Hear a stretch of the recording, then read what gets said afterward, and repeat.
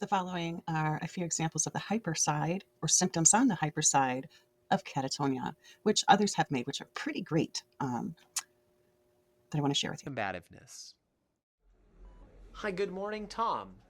How are you today? In this video, the patient throws a pillow at the examiner for no apparent reason. Given that there was low potential for injury, we would score this a 1 for combativeness. If such combative behaviors were performed several times, we would score combativeness as a 2. Hi, Tom. Good morning. How are you doing today? Here, the patient suddenly picks up a chair to strike the examiner. As this poses a serious danger, we would score combativeness in this instance as a 3. Examples of excitement.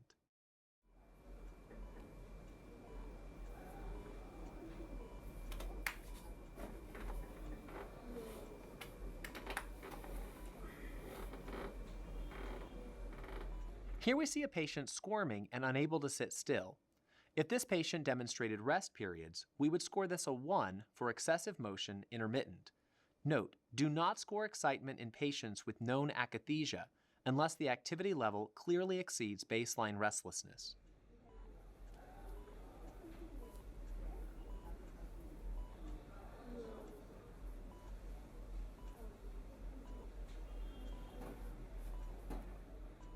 Here we see a patient pacing.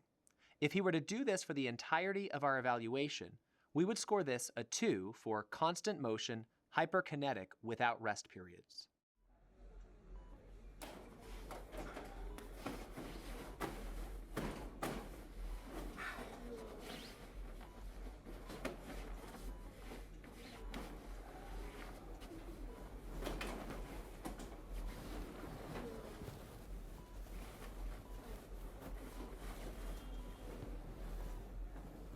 This is an example of catatonic excitement.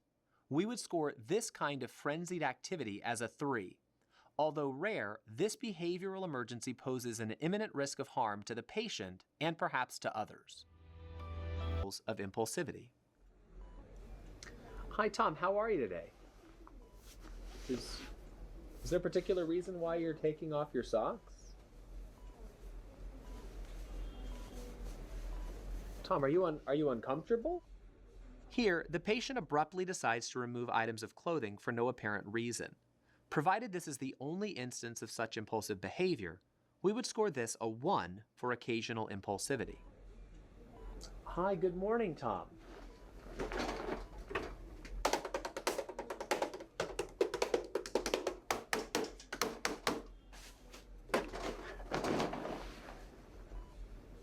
This patient is performing a continuous series of distinct activities, impulsively shifting from one activity to the next. Presuming he continues this for the entirety of the evaluation, it should be scored a 3 for constant impulsivity. Since the movement is also excessive and the patient is in constant motion, it should also be scored a 2 for excitement.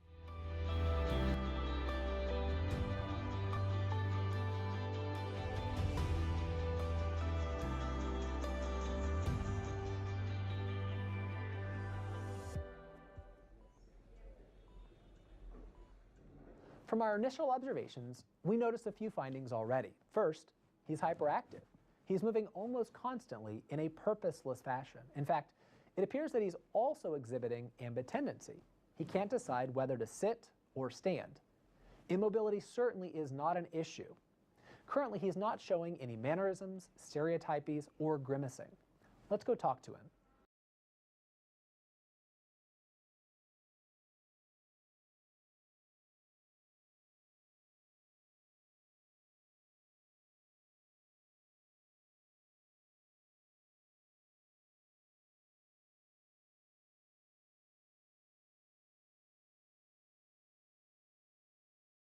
Hi, Mr. Adams. Hello, my name is Dr. Oldham. Nice to meet you, Dr. Oldham. Nice to meet you. That's a vigorous handshake you got there, sir. I'm a vigorous guy. Yeah, I'll say. When I came in, by the way, I wasn't sure what you were doing. It looked like you were trying to sit or stand. What was that? I like to sit and stand, Doc. Okay, fair enough. By the way, what's your name? Don Adams. Don Adams. Very good. And where are we, Don Adams? We're in the hospital. All right, very good. And what year is it? 2020. Very good. How about this? Could you have a seat for me? Oh, I could have a seat, Doc. I could have a seat. Oh, excellent. So there are a few findings to point out here. First, did you notice how quickly and vigorously he shook my hand? Or how quickly he sat down when I asked him to? These are examples of automatic obedience, or exaggerated cooperation with my requests. Second, did you see how he kept shaking my hand even after I let go? That continuation of action is called motor perseveration. And third, did you see how he was mimicking my movements? That is echopraxia.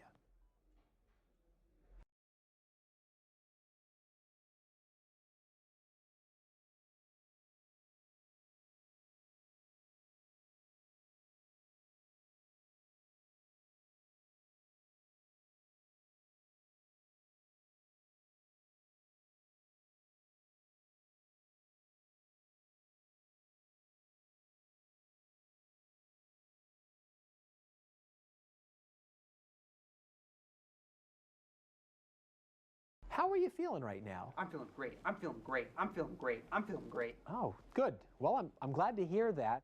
Listen to his speech. He sounds like a broken record, like when it keeps skipping and repeating the same line. That is called verbigeration.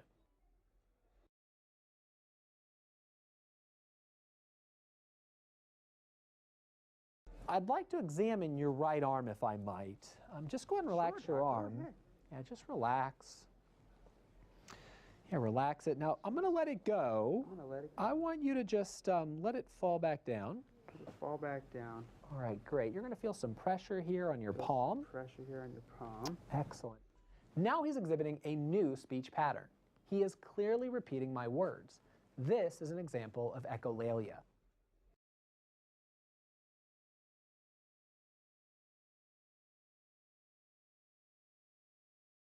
I'm going to go to the other side and continue. Very good. So here, what I want to do, first off, I'm going to let it go. Let it go. Okay, very good. Very good. Well, with regard to his muscle tone, that was a normal exam, and I don't see any evidence of posturing or catalepsy. Very good. Same idea over here. You're going to feel some pressure. Oh my. Any particular reason you decided to shove me? I just got the urge, Doc. I just got the urge, Doc. I just got the urge, Doc. But if you get the urge again, you think you could let me know? Oh, I could let you know, Doc. I could let you know. Here, we see a mild case of combativeness, an aggressive and purposeless act directed at a living thing, me.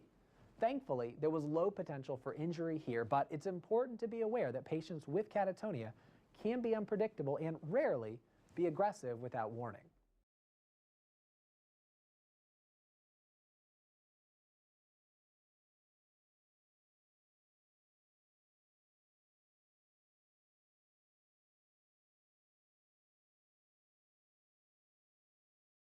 Go ahead and put your arms straight out like this. I'm going to step a little closer here.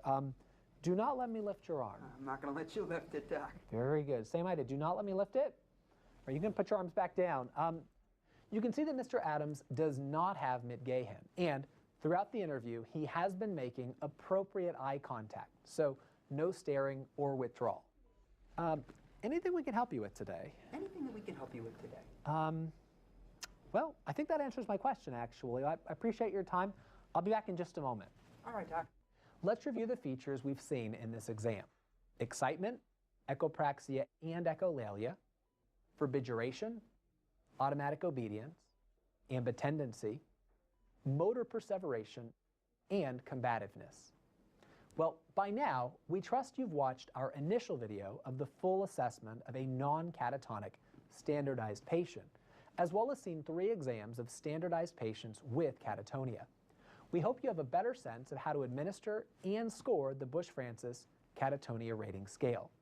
Please review the training manual for detailed descriptions of what differentiates each of these items. Thank you for watching.